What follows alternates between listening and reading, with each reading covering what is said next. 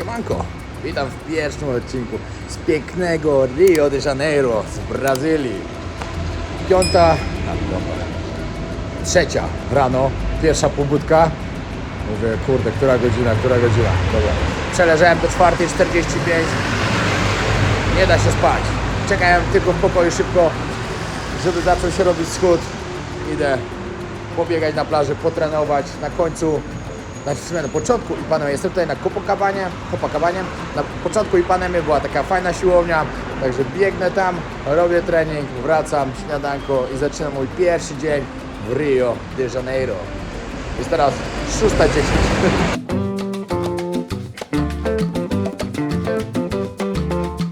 Patrzcie, jakaś scena jest. Chyba trafię na jakąś imprezkę. O, jest tam dokładnie napisane. 1.2, czyli dzisiaj. Petarda. A tak w ogóle poszedłem pobiegać, a to się okazało, że dzisiaj tu jakiś bieg jest. Patrzcie, rozłożone toalety, a to też pod imprezą, nie? Ale biegną normalnie ludzie z numerkami. Patrz, jak ludzie dopingują. Z twoim synem biegnie. Szacun na maksa. Kurde, szkoda, że nie wiedziałem wczoraj. Ten też pobiegł w takim biegu.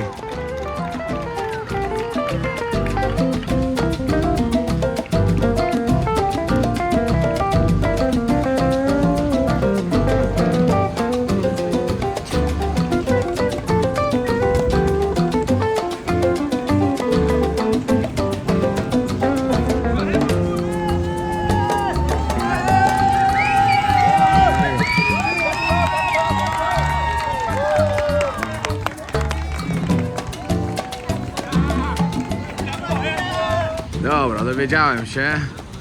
To jest half maraton. No i tutaj niedługo już ma swój koniec. Kurczę, szkoda. No patrzcie, ile surferów jest. Wszyscy czekają na falę. Ale ludzi w wodzie, masakra.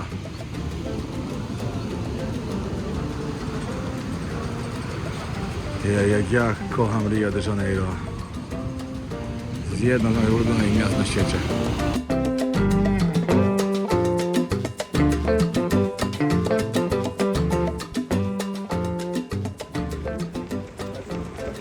A ja w drugą stronę. Zawsze na przekór. Zawsze pod prąd, pamiętajcie.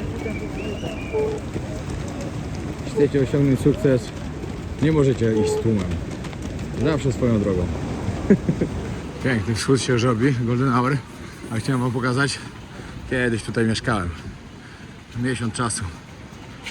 Ale dobre wspomnienia mam. Teraz 20 minut biegu za mną. Dobiegłem do Ipanemy. Czekajcie, dokładnie 20. Jestem w plaży, która najbardziej mi się podoba w Rio i w sumie jest taka najbardziej elegancka. Z widokiem na fawelę. Wyzigało.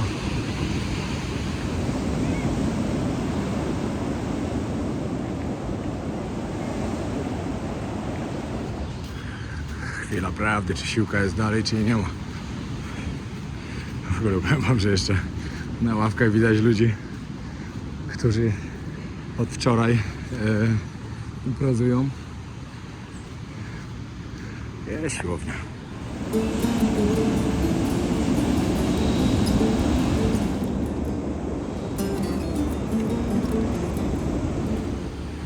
To była miejscówka akurat koło mojego domu, gdzie wtedy mieszkałem. Można sobie było przyjść poćwiczyć. Zawsze o każdej porze byli tu ludzie. Teraz widzę, że tylko jakiś jeden pan jest. Wtedy jeszcze worek wisiał, teraz widzę, że worka już nie ma. Ale to jest coś właśnie, klimacik.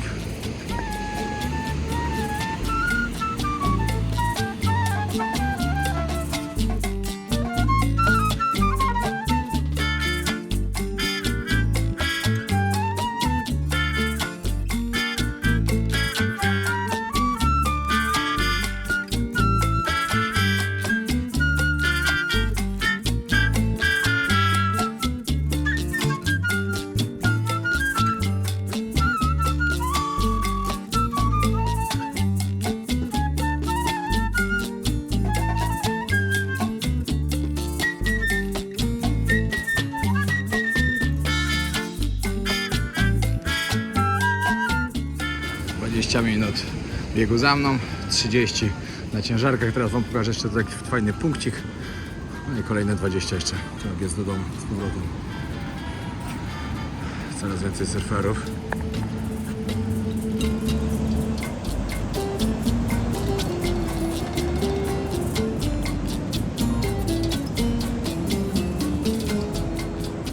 O, tu jest idealny punkt, żeby obserwować surferów. Ale powiem wam, że fale są naprawdę mocne. W ogóle pamiętam, jak tutaj przychodziłem na zachody słońca, bo tutaj właśnie tam nad Wyzigao, czy to mi się wydaje, że to jest Wyzigao, mogę się mylić. Chyba, że Wyzigao jest jeszcze dalej. Tak, chyba jeszcze dalej, to sorry, to nie jest Wyzigao. Pomyliło mi się. Chodzi o fawelę, ale nie, tam to jest dużo większe. To nie tak.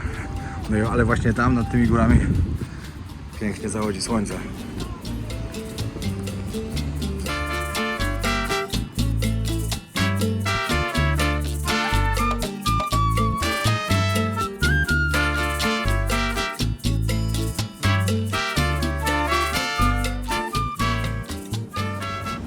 Kolejna fawela z tyłu, na górach, a tam już można zobaczyć Jezusa w szczycie.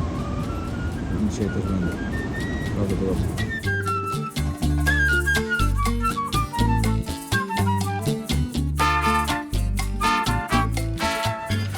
Dobra, na 20 minut dowiec do domu, sobie dołączę. Oni chyba po prostu pętle robią.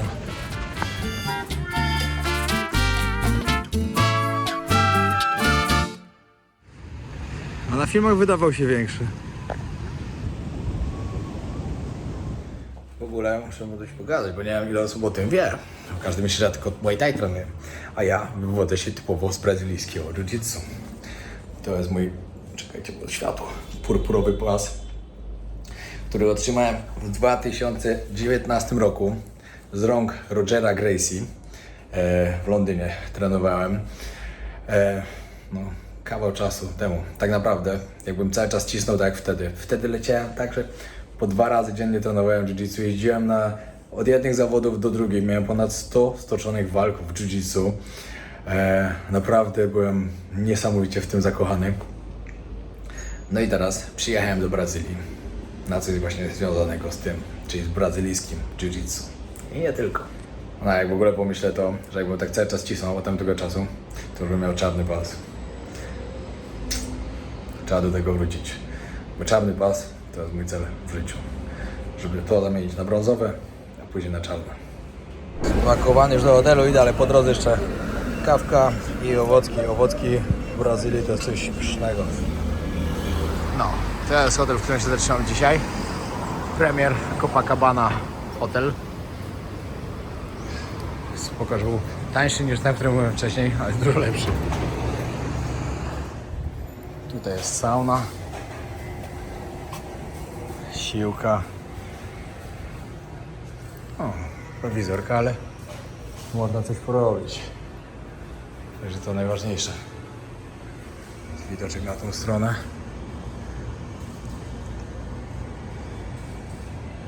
Tu jeszcze poskładane wszystko, bo dopiero o 10:30 przychodzi barman. Ale klasa.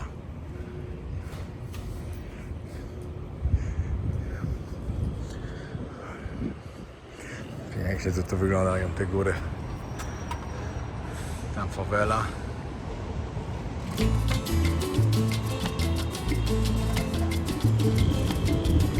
Pomnik Jezusa.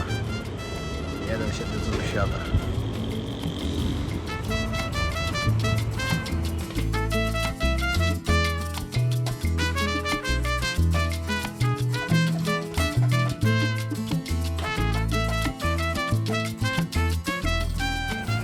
No i spoko, z tego hotelu już jestem zadowolony. Chociaż i tak jutro prawdopodobnie przeniosę się na fawelę. Wojsko na dachu. Na dachu komisariatu. Jutro pogadam tutaj z moim ziomkiem, Witorem. Chłopak, którego poznałem, mieszkał razem z Jezusem. Jezusa niestety nie ma. Przeprowadził się do Las Vegas. Pojechał tam robić karierę sportową, co mnie bardzo, bardzo cieszy, że wiecie, że wyrwał się stąd, wyrwał się z Rio. jest bieda, no nie ma co gadać, tu jest bieda. Jeśli mieszka się na faweli, to ciężko jest zarobić pieniądze, jeśli się nie jest, wiecie, gangusem, a on nie był. Ze sportu samego tutaj ciężko wyżyć. Kiedyś opowiadali mi, że tutaj na przykład jak się walczy w MMA lub jiu-jitsu albo coś, to się nie zarabia pieniędzy. On też prowadził jakieś lekcje prywatne ludziom i tak dalej, ale tutaj walki w MMA są tak jak walki Muay Thai w Tajlandii, czyli dostajecie za walkę grosze. W Tajlandii się po $100 dostaje za walkę. No to ciężko z tego wyżyć, nie ma co gadać. Patrzcie, jak przerobione na lodziarnię. Fajnie. Przyjechałem teraz do shopping center, Rio Sul się nazywa. Najbliżej właśnie Copacabany. Muszę tutaj gdzieś zarejestrować moją kartę, żeby mieć internet, ale... A może w Claro kupię? Może by było. Wiecie co, nie pamiętałem, że ostatni raz miał taki problem z kartą. Wydawało mi się, że normalnie można kupić, a jednak nie tak łatwo. Do niektórych trzeba być lokalsem, a kupiłem taką sieć w sklepie Americanos czy coś takiego. Tu podobno jest inaczej, ale muszę ją zarejestrować. A tam mi nie mogli zarejestrować, tylko mogłem kupić. Bez sensu. No, karta ogarnięta. Z Team się nazywało dokładnie, z tego Claro się nie dało. No i powiem wam tak, na lotnisku za 20 giga chcieli $25. Od razu mówiłem, że to jest za drogo i nie kupuję. A tutaj zapłaciłem za 20 giga 25 albo nawet 23 zł jakoś wyszło, coś takiego. No to różnica jest spora. No, stoję już w kolejce i powiem wam, że kolejka jest taka, że tutaj na ulicę, cyk.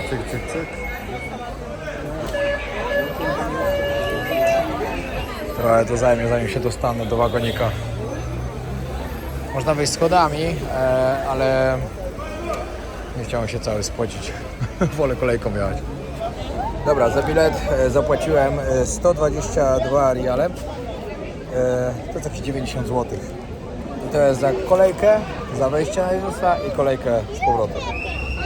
To jest masakra, ta kolejka to się normalnie nie kończy. I tak jestem daleko w przodzie, ale myślę, że jeszcze tu postoję. A gorsze jest to, że co 20 minut przyjeżdża wagonik. Dobra, przyjechałem w miejsce, gdzie łapie się kolejkę i jedzie się na górę na Jezusa. Zaraz wam powiem, ile kosztuje. Wiecie, co się zastanawiam? Czy w ogóle jak ja tutaj byłem w 2021, czy ta kolejka była? Albo czy w ogóle działała? Tutaj wtedy prawie w ogóle ludzi nie było. Wiecie, to był czas, gdzie było wszystko prawie zamknięte. I było bardzo mało ludzi. I teraz to jest masakra. Stoję ponad godzinę i się doczekać nie mogę. A końca nie widać. Jakbym wiedział, że tak będzie, to bym nie przyjechał dzisiaj na pewno. A ja mam, że tyle tu już stoję, że w ogóle totalnie nie przemyślałem tego, że jest sobota. To był duży błąd. Pół dnia tu stracę. Dobra, widzę teraz, że kolejka to była na pewno. Tylko my pewnie szliśmy wtedy z buta. Da viagem. Nunca coloque braços ou cabeça para fora da janela. Não alimente os animais. Piękny widok.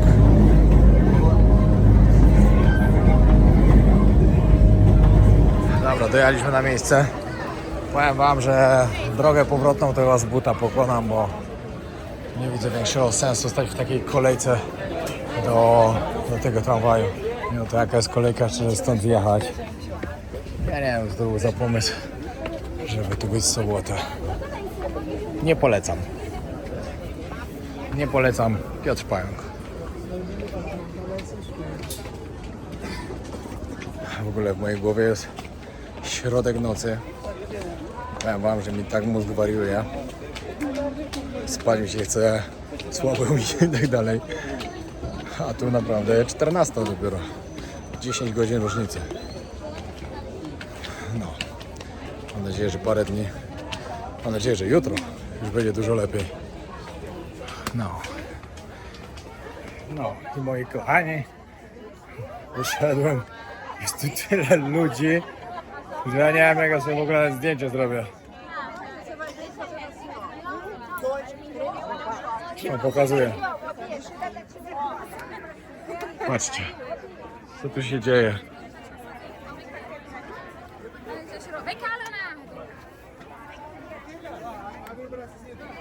Ale co do widoku. Piękne Rio de Janeiro. Dobra, takie ciekawostki, które powinniście wiedzieć na temat pomnika Jezusa Chrystusa w Rio de Janeiro. Przede wszystkim i najważniejsze, to wiadomo, że jest to wizytówka Rio. Każdy po prostu jak pomyśli Rio de Janeiro, widzi właśnie pomnik Jezusa, który ma ponad 30 metrów. Stoi tutaj od 1931 roku, a został zrobiony we Francji. Dokładnie we Francji przypłynął tu na statku. Nawet jest tu pewien akcent polski. I żebyście wiedzieli, to nie jest jedyny pomnik taki. Bo oczywiście mamy swoje Rio Świebodzineiro. Mamy pomnik Jezusa w Świebodzinie i jest większy niż ten. Wiecie jak jest? Musimy mieć większe. Jakby było mniejsze. Ma dokładnie 38 metrów. Jest na skalę, która jest ponad 700 metrów nad poziomem morza. Widać po prostu z każdej strony Rio. Ludzie mówią, że to jest wizytówka, która po prostu, jak ktoś przyjeżdża do Rio, to wita ich właśnie Jezus. Możecie zobaczyć tu jeszcze ten piękny widok. Podszedłem tam bliżej, ale niestety nie wiem, czy to jest w ogóle możliwe. Jak ostatnio tutaj byłem, nie było prawie w ogóle ludzi. I dodatkowo pamiętam, że przyszła taka chmura, taka mgła, że przez chwilę to w ogóle nie było widać Jezusa. No, a mimo, że jak się uda za parę dni, to będę też tak leciał właśnie helikopterem. Już raz tak leciałem, mam nadzieję, że drugi raz się też uda. No i 5 minut i trzeba schodzić. Mam nadzieję, że nie będę kolejne 1,5 godziny czekał, ale tak szczerze mówiąc, nie będę czekał, bo schodzę schodami, bo kolejki po prostu są tak kosmiczne, że szok.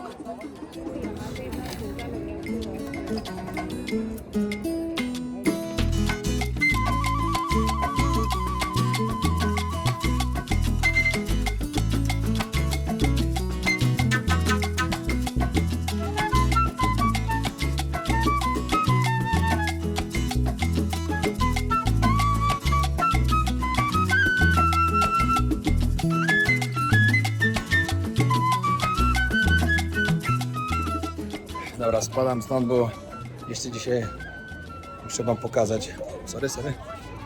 Muszę wam pokazać trochę brazylijskich pośladków na plaży Copacabana, a później Ipanema. Ale powiem wam tak, szczerze, żebyście widzieli. Jeśli ktoś sobie wyobraża brazylijskie pośladki jako piękny tyłeczek, taki sportowy i tak dalej, to się myli. Są też, na pewno. Na 100%. Nie każda ma taki brazylijski, jak tu są brazylijskie. Bo niektóre są wysportowane, no bo jest. Ale brazylijskie pośladki, dla waszej wiadomości, jest po prostu duży tyłek. Taki duży. A jak jest duży, to wiecie co jest. Dobra, powiem. Po prostu taka tłusta dupa. Gruba. Takie są brazylijskie pośladki. Oczywiście, tak jak mówiłem, są też te ładne. Ale żebyście nie mylili faktów. Tutaj jeszcze z jednej strony. Tak w ogóle to na górę to możecie się dostać busem, albo też windą i później schody tu są. Ja właśnie teraz spróbuję się dostać do windy. Dobra, powiedzieli mi, że niby 2 godziny na dół się idzie. Że do pierwszej stacji jakieś 20 minut, później 2 godziny nawet na sam dół. Nawet nie ma opcji, że tyle będę szedł. Pójdę do tej pierwszej stacji, no i tam wsiądę w pociąg. Bo tutaj stać to jest po prostu masakra. Na pewno kolejne 1,5 godziny bym stał. Tak w ogóle, mam do was pytanie. Powiedzcie mi 4 rzeczy, z którymi, znaczy jedną wybierzcie. Z czym wam się kojarzy Brazylia? Karnawał? Numer 1. Piłka nożna? Numer 2. Brazylijskie jiu-jitsu? Numer 3. Capoeira? Numer 4. No dobra, będzie 5. 5 brazylijskie pośladki. Dajcie znać. Który numerek wam tak przychodzi pierwszy do głowy, co byście sobie pomyśleli, jak ktoś mówi Brazylia? Jeszcze z takich ważnych rzeczy, żebyście wiedzieli. W Brazylii mówi się oczywiście po portugalsku, ponieważ była to kiedyś kolonia portugalska. Dawno temu to kolonizowali po prostu. W całej reszcie Ameryki Południowej mówi się po hiszpańsku, w Azji Środkowej też po hiszpańsku. Tylko tu po portugalsku. Co do samego Rio. W Brazylii ogólnie są 182 miliony ludzi. W samym Rio jest to drugie największe, bo największym miastem jest São Paulo. W samym Rio mieszka od 12 do 14, znaczy Rio i aglomeracja. Na jakichś stronach było 12, na innych było, że 14. No. I żebyście wiedzieli, bo też wiele osób błędnie myśli, Rio nie jest oczywiście stolicą. Stolicą było kiedyś, przez 200 lat. Później stolicą stało się Brazil, miasto Brazil. Dobra, odebrałem już pokój, idę zobaczyć jak wygląda. Podładuję szybko telefon, pójdę jeszcze polatać trochę z dachu, a później na plażę. Już 16, także muszę się trochę śpieszyć, bo dzień się kończy. Patrzcie jaki mi pokój dali. Po co taki duży? Jestem sam, a mam 3 łóżka. Chyba rodzinny pokój mi dali po prostu. Teraz przeprowadziłem się do tego nowego hotelu, to mieszkam w 4. linii brzegowej, w 4. albo w 5. nawet. Ale powiem wam, że i tak tutaj tymi liczkami to się tak fajnie chodzi. Wszędzie na każdej coś się dzieje. Naprawdę jest spoko. Idę zobaczyć na plażę. 16, trochę późno, ale niestety no tyle mi zeszło.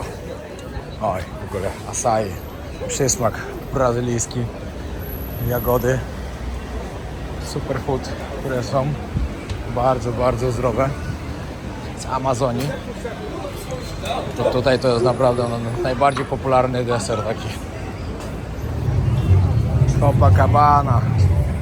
Ludzi tyle, że szok po prostu. A jeszcze tylko jakaś impreza tutaj jest. Jakieś zawody chyba jeszcze. Ale w ogóle numer. Przed chwilą idę ulicą, patrzę, siedzi jakiś chłopak z plecakiem z Pitbulla, z tej polskiej firmy. Mówię, kurde, tak zaglądnę, może kojarzę chłopaka. Patrzę, a to mój taki kumpel, z którym się tutaj kolegowałem, Mateusz, też trenuje jiu-jitsu. Już jesteśmy umówieni na poniedziałek, także na pewno go zobaczycie. A jak ktoś oglądał starą serię z Brazylii, no to na pewno go widział. Ale fajnie, myślałem, że się stąd wyprowadził już. Bo się przeprowadził do takiego polskiego miasta, takiej Kurtyby, nie wiem jak się mówi dokładnie. Możecie mnie poprawić. A się okazało, że wrócił z powrotem. Kurytyba? Nie wiem jak. Poprawcie mnie, bo nie wiem. Wszędzie na ulicy robią caipirinha, jakoś tak. Taki typowy drink stąd, z Brazylii. Wszystko obstawione policją dookoła. No, a tam już coś na scenie gra. Później na pewno przyjdę tutaj popatrzeć. Piękny zachodzik się robi.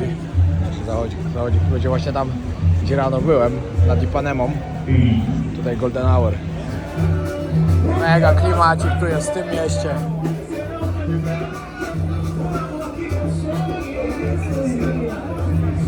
Uwielbiam, naprawdę.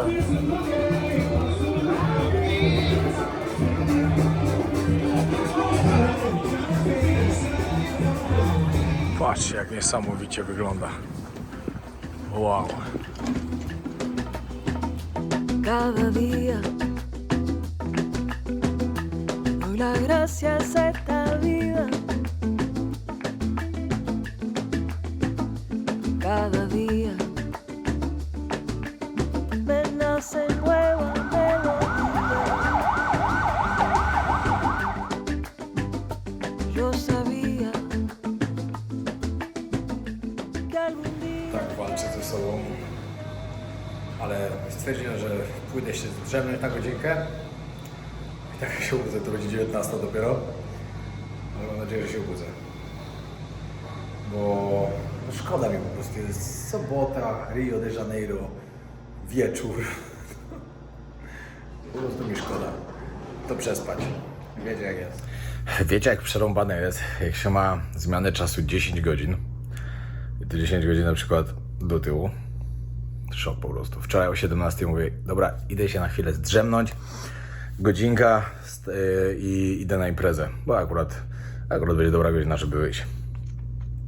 No, obudziłem się o 4 rano. Jest 5, chodzę po pokoju, tam jest powrotem, bo nie ma co robić. Idę teraz na dół zobaczyć do recepcji, może gdzieś chociaż kawę jakąś dadzą albo coś. Później idę biegać, już ubrany jestem. Poćwiczyć trochę, nie wiem, postaram się zrobić sobie z 10 km. Trochę poćwiczę, no może 7, dobra. Poćwiczę jeszcze na siłowni, mam siłownię na dachu i zaczynam kolejny dzień, ale jestem zły, bo straciłem sobotę w Rio de Janeiro. Ale naprawdę z tym się nie da wygrać, serio się nie da wygrać. Ale mam nadzieję, że dzisiaj będzie lepiej. Te quiero decir, te elijo a ti. Si me dan a elegir, te elijo a ti. Para poder vivir, te elijo a ti. Es lo que me hace sentir, te elijo a ti.